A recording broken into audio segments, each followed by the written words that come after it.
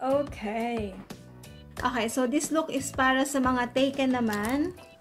So, for those who are taken, teka lang, kunin natin to. Hindi na natin to masyadong e-effortan kasi ito yung mga tao na naman na pinagpala, okay? Mga nasa in a relationship status. So, pwede kahit wag na masyadong ma-effort kasi kawawa naman yung iba na mga single pa. Okay? So, bigyan natin ng chance yung iba. Wag na masyadong pack na pack. Okay? Yung mga tipong pang mga date night, mga patritams na lang tayo. Okay? So, I'm going to use the Balm Nude Beach. So, I'm going to take etong gold tsaka bright.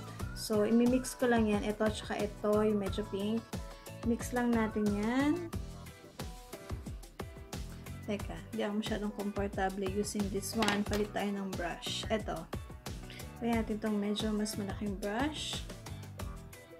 And let's just put that all over the lid.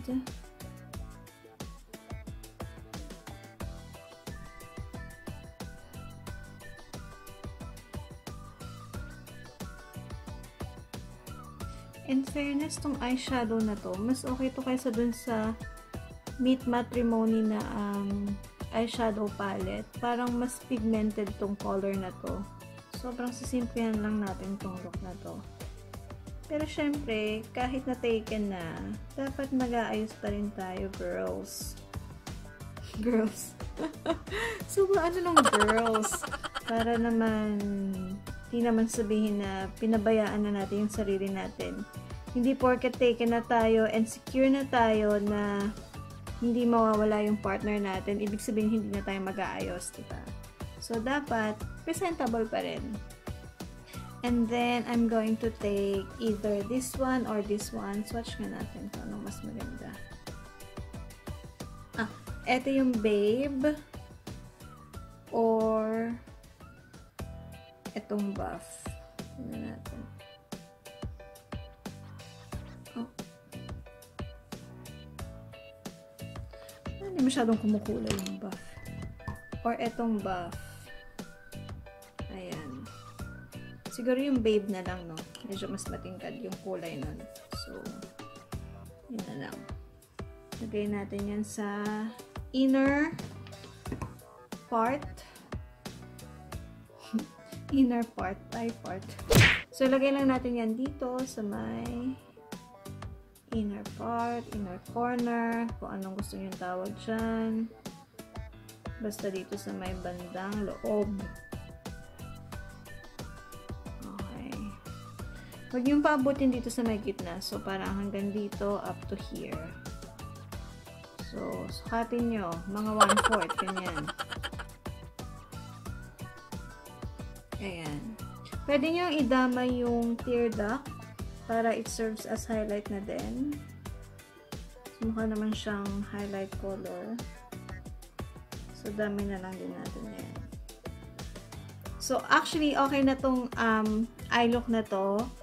Pero kung gusto nyo siyang gawing i-intensify or gusto nyo siyang gawin na medyo smoky, either pwede natin ilagay ito. Swatch natin.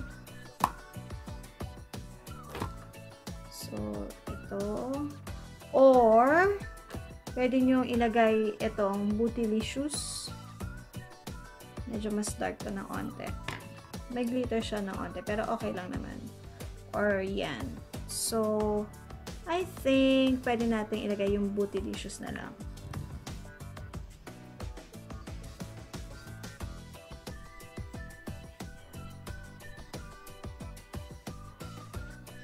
Actually, medyo hindi nag-work yung Bootylicious.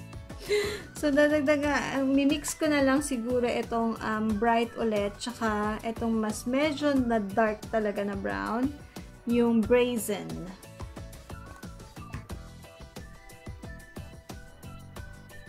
Yan. Medyo mas okay yan. And then, of course, for our lower lash, gamitin natin itong Bold.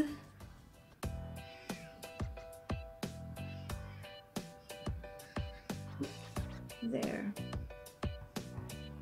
So, kung gusto niyo maglagay ng eyeliner, kung nakukulangan kayo, if you feel like this color is very light, pwede kayo maglagay ng winged eye or eyeliner sa ilalim, pero mas prefer ko yung ganito kasi maglalagay pa naman ako ng false eyelash, so okay lang yan. Nalagay ko na yung falsies, and then for the bronzer, I'm going to use itong Stila Bronzer. So, just add a little. Kung mapapansin nyo guys, paulit-ulit lang ako nang ginagamit ng mga product dito sa channel ko. Well, of course, kasi syempre, 'di ba? In reality naman talaga, wala ka naman talagang ganong kadaming products or makeup na ginagamit. For the blush, L'Oreal the blush. So, eto nakita nyo na to a couple of times dito sa channel ko. Pero, syempre kasi, 'di ba, kung meron man or marami kang mang makeup, for sure hindi lahat yun nagagamit mo. So, ako okay lang na kahit onte, pero alam ko na nagagamit ko and hindi siya nasa-stock sa makeup case ko. And syempre, 'di ba, hindi naman kasi tayo laging bumibili ng makeup na weekly bumibili ka ng blush on, weekly bumibili ka ng eyeshadow. So, ayun, realistically talaga, onti lang talaga yung mga makeup ko. And kung mapapansin nyo, wala ko lagi na bago, or kung meron man, hindi ganun kadami. So, ayun. Kasi ako alam ko pag kunyari may mga makeup na bago and hindi ko naman magagamit, so might as well give it to someone who can use it than to stock it to your makeup case. Tapos, masasayang lang may expire. So, 'di ba? Kaya yan. My point is, anong point sa sinasabi ko? My point is, kung nakikita nyo na paulit-ulit lang yung mga makeups na ginagamit ko dito, ganun talaga. Kasi syempre, kahit kayo din naman, 'di ba? Hindi naman laging nagpapalit ka ng mascara. Syempre, kung may nagustuhan ka ng mascara na nahiyang ka and perfect talaga for you, then might as well gamitin mo yan, ubusin mo yan. Kasi binili mo yan 'di ba? So, sayang naman if you will not make the most out of it, 'di ba? Kaya, ayun. Kaya ako guys, seriously, tuwang-tuwa ako pag kaya nakakaubos ako ng lipstick, or kaya nakikita ko yung pan nung bronzer, o kaya nung highlighter, o kaya nung blush, kasi alam ko na hindi nasayang yung pera ko, and nagamit ko talaga siya, 'di ba? For the lips, I'm going to use this lip pencil. So, gusto ko yung mga ganitong color, yung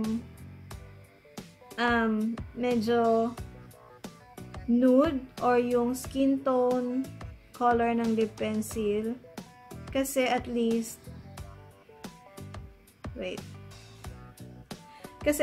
kahit na anong color or anong shade yung lipstick na gamitin mo, magbe-blend pa rin siya sa lip pencil mo.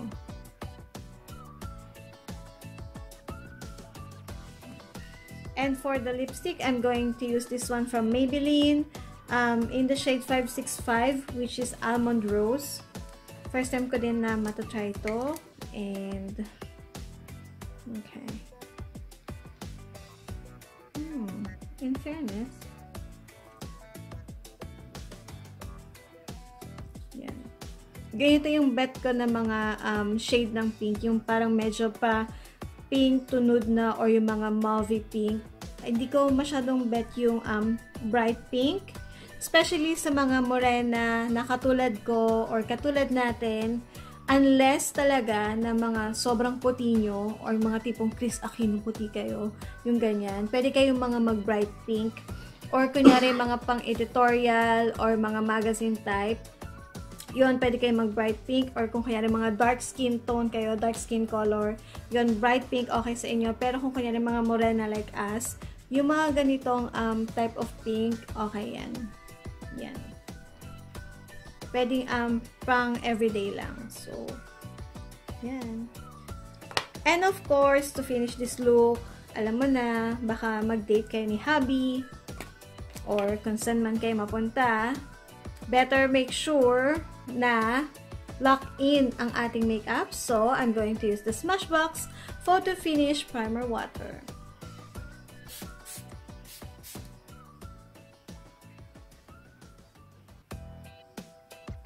Okay. So, there you go. So, this is my in a relationship / taken makeup look. So, dapat at least presentable pa rin tayo. Baka kasi, alam nyo na, makabangga nyo si ex, sa mall, at least, masasabi na yung pinagpalit sa inyo is, may dating.